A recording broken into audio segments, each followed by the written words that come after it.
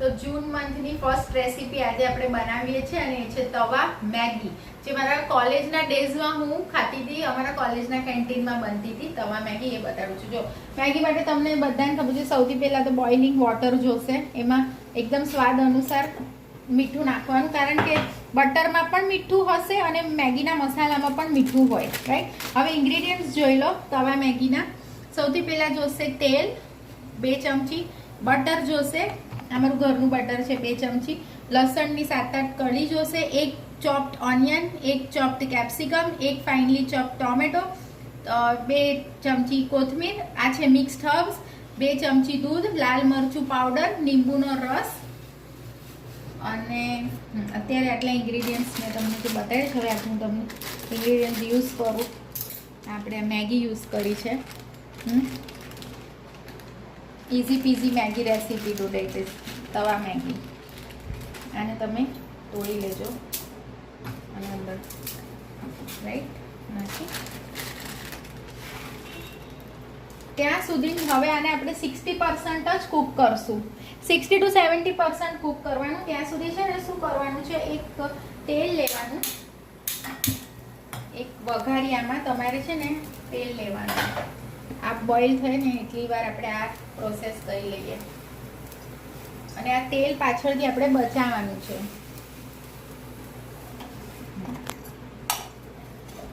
મેં મેગીની ફ્લેમ લો ડાઉન કરી અને તેલની થોડી હાઈ કરી છે.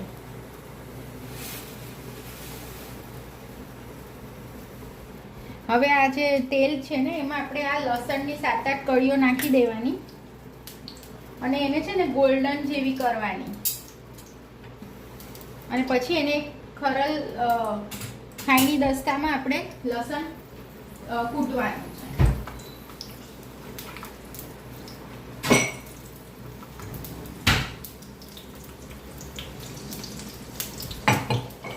હજી ગોલ્ડન જેવી થઈ નથી.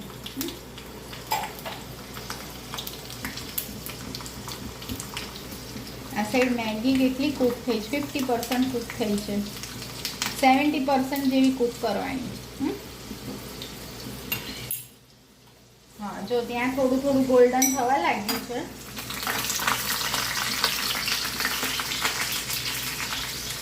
બસ પછી ફ્લેમ ઓફ કરશું અને આ બધું જ લસણ સરળ દસ્તામાં લઈ લેશું.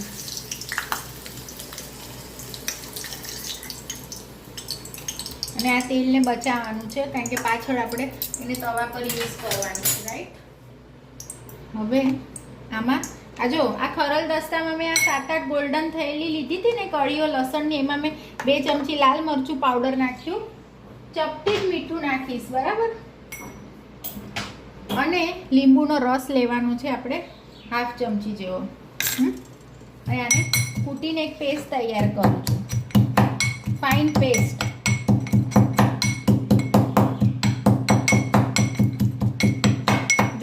પેસ્ટ તમને દેખાય છે અંદર ખરલ દસ્તામાં? આવી ફાઇન પેસ્ટ રાખજો. હવે આપણે આ મેગી કૂક કરવા તરફ ધ્યાન આપી દઈએ. મેગી મસાલા કટ કરી લો અને એને એક આમાં ટ્રાન્સફર કરી લો. હવે આપણે મેગીને ચેક કરીએ ફોર્કથી. Yes, it is almost done, 70% around. હવે જે આનું સ્ટાર્ચી વોટર છે ને, આ મેગીનું સ્ટાર્ચી વોટર, એ આપણે ફેંકવાનું નથી, બરાબર. એમાં જ છે બધું જ. મેગીનો ટેસ્ટ આ સ્ટાર્ચી વોટરમાં જ આવે છે વધારે તો.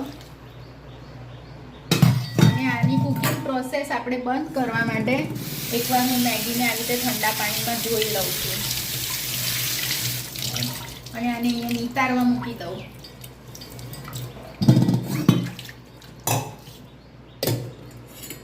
હવે આ મેગી નીતરે છે ને ત્યાં સુધી આપણે શું કરવાનું છે, તવા પર એકદમ લપટી સબ્જી બનાવવાની છે. તવા ઉપર એકદમ લપટી હોવી જોઈએ, લાઈક સૂકી નહીં, રાઈટ. એની માટે સૌથી પહેલાં શું લેશું આપણે, પેલા દિવસે મેં તમને કૂકીઝ બતાડી હતી ને, ઘઉંના લોટની કૂકીઝ માટે મેં બટર બનાવ્યું હતું. આ છે મારા ઘરનું Darshana's butter. It is not Amul butter, it is Darshana's butter. Okay, yeah, but it tastes like Amul butter only. You know the recipe of butter, right? everyone knows that recipe. Please do like, share and subscribe my channel. ચલો હવે આપણે આમાં જે ઓલું તેલ લીધું હતું ને લસણ ગરમ કરો એ આમાં ઉમેરશું. પછી આપણે આમાં લઈશું કાંદા અને એને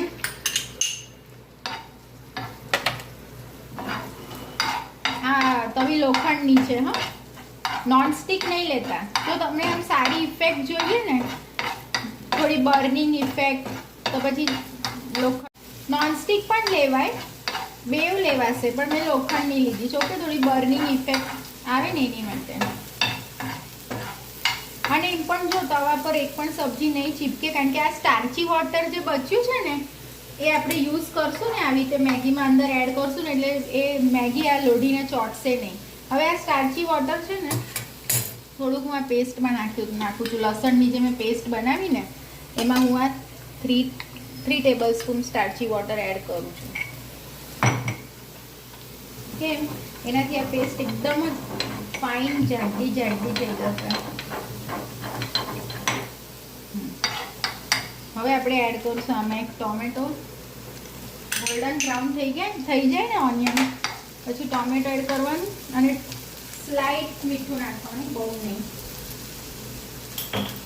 કેમ કે મેં તમને પ્રીવિયસલી કીધું આપણે બોઇલ કરતી વખતે બી મીઠું નાખ્યું, બટરમાં બી મીઠું હોય અને મેગીના મસાલામાં પણ મીઠું હોય. તો આઈ હોપ તમને મારી બધી રેસિપીઝ ગમે છે. તમે તમારા ઘરે, મને ફોન આવે છે, આંટીઝ મને ફોન કરતા હોય છે કે હા તારી મેં રેસીપી ટ્રાય કરી હતી, મને બહુ ગમી. તો please do like, share and subscribe my channel. અને હા, લોકોને મારી નેચરોપેથી ટીપ પણ બહુ ગમે છે. તો થેન્ક યુ વેરી મચ કે તમે મારી નેચરોપેથી ટીપ સાંભળો છો એની માટે. ટમેટા ચડે તો ત્યાં સુધી આજની નેચરોપેથી ટીપ આપી દઉં છું. જેને શરીરમાં સોજા રહેતા હોય ને એને શું કરવું જોઈએ? સવારે ઉઠીને ભૂખ્યા પેટે 1 ગ્લાસ પાણી લેવાનું, એને તપેલીમાં ગરમ કરવાનું 2 ચમચી ચાય પત્તી સાથે. તમે જે ચાય પત્તી યુઝ કરો, વાઘ બકરી, ગિરનાર, તાજ મેલ ટી, વોટેવર, એ ચાય પત્તી 2 ચમચી ચાય પત્તી 1 ગ્લાસ પાણીમાં નાખીને ઉકાળવાનું ત્યાં સુધી જ્યાં સુધી એ પાણી હાફ ક્વોન્ટિટી રિડ્યુસ થઈ જાય. અને આ સવારના એક ટાઈમ પીવાનું અને સાંજના એક ટાઈમ પીવાનું. સવારના ભૂખ્યા પેટે પીવાનું, ને 1 કલાક પછી નાસ્તો કરવાનો. અને સાંજના તમે 5 વાગે પીને એના પછી નાસ્તો કરી શકો 1 કલાક પછી. તો તમારો સોજા 60 to 70% જેટલા બોડીના સોજા રિડ્યુસ થશે જ. આ નેચરલ રેમેડી છે, like you can call it a homemade remedy too. તો જેને અમુક after certain age senior citizens હોય જેને શરીરમાં સોજા રહેતા હોય એની માટે છે. તો આ હવે થોડી વાર છે આને ચડવાની. ઇનિશિયલી તમે જે મેં આ નેચરોપેથી રેમેડી આપીને સોજા રિડ્યુસ કરવાની 3 days ટ્રાય કરજો. તમારે જોવાનું તમને સૂટ થઈ જ કે નહીં. તો you can extend it to 5 days. Okay, આ ટમેટા ચડતા છે ને હજી થોડી વાર લાગશે. તો હું તમને એક ફેશન ટીપ પણ આપી દઉં. મોસ્ટ ઓફ તો હું હંમેશા બાંધણી, લેરિયા, તાસપા design, block print, batik print, Jodhpuri print, like જે ટ્રેડિશનલ હોય ને એ હું વધારે પ્રિફર કરું, કારણ કે એ હંમેશા ફેશનમાં જ રહે. બીકોઝ બીજા બધી ફેશન આવે જાય, પણ જે ટ્રેડિશનલ પ્રિન્ટ છે ને, like there are various other prints like સબુરી પ્રિન્ટ છે, આ બધી પ્રિન્ટ્સ એવી હોય જે હંમેશા ફેશનમાં જ રહે.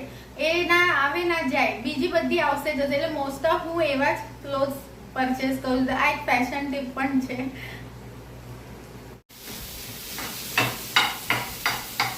તો જો હવે ટમેટા છે ને ચડી ગયા છે, તો આપણે કેપ્સિકમ એડ કરી દઈએ. બધું એકદમ ઝીણું સુધારજો. હવે આને 5 મિનિટ ચડવા દો. હાઈ ફ્લેમ પર જ હું તો ચડાવું, કારણ કે હું કોન્સ્ટન્ટ હલાવું છું ને. આજે બધા જ ટીનેજર્સ આ રેસીપી ટ્રાય કરશે ઘરે. હા, મને ખબર છે ટીનેજર્સ હશે ને એ લોકો તરત જ આ રેસીપી બનાવવાના છે. હું એની એક્ઝામ ટાઈમમાં મેગી બહુ ખાતી હતી. જ્યારે હું એક્ઝામ ડેઝ હોય ને ત્યારે મને એક્ઝામના સ્ટ્રેસમાં મેગી મારી ફ્રેન્ડ લાગતી હતી. એનો ટેસ્ટ અને એનો મસાલો. ચલો તો હવે કેપ્સિકમ ચડી ગયા છે. હવે આપણે જે આ પેસ્ટ બનાવી હતી ને લસણની, હું આમાં ઉમેરી દઉં છું બધી, રાઈટ. પછી આમાં આપણે ઉમેરીશું મેગીનો મસાલો. પછી આપણે આમાં ઉમેરીશું મિક્સ હર્બ્સ 1 ચમચી અને દૂધ 1 નાની ચમચી હું ઉમેરું છું. હવે આપણે આને એકદમ પ્રોપરલી કૂક કરશું અને એક લપટી સબ્જી બનાવી દઈશું. બધું લિક્વિડ છે ને એનું.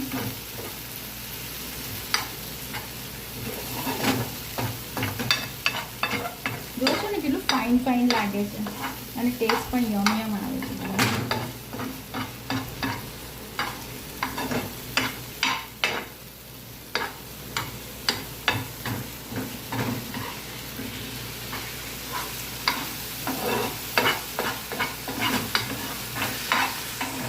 અરાઉન્ડ 5-10 મિનિટ હલાવજો આવી રીતે.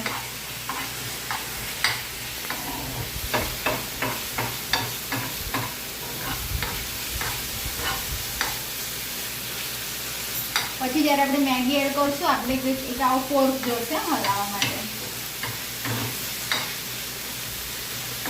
મારી કાલની રેસીપી જોવાની ચૂકતા નહીં. It is a traditional Gujarati recipe and it is my favourite recipe. Okay,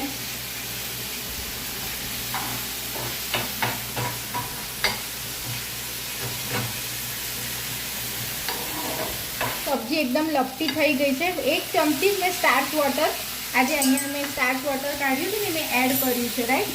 હવે હું આ મેગી એડ કરી દઉં છું એમાં અને હવે આપણે દઈશું 1 મોટો ચમચો.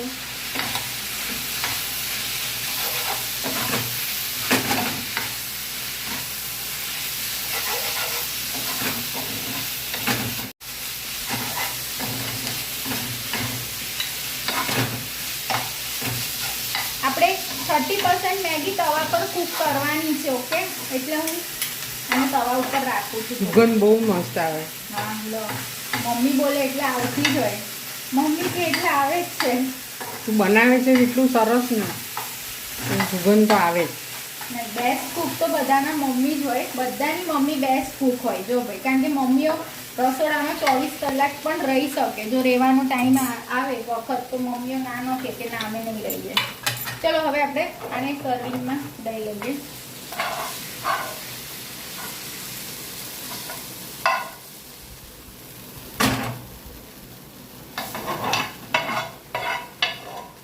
ચલો પહેલાં તમે આ મેગી જોઈ લો કેવી બની છે.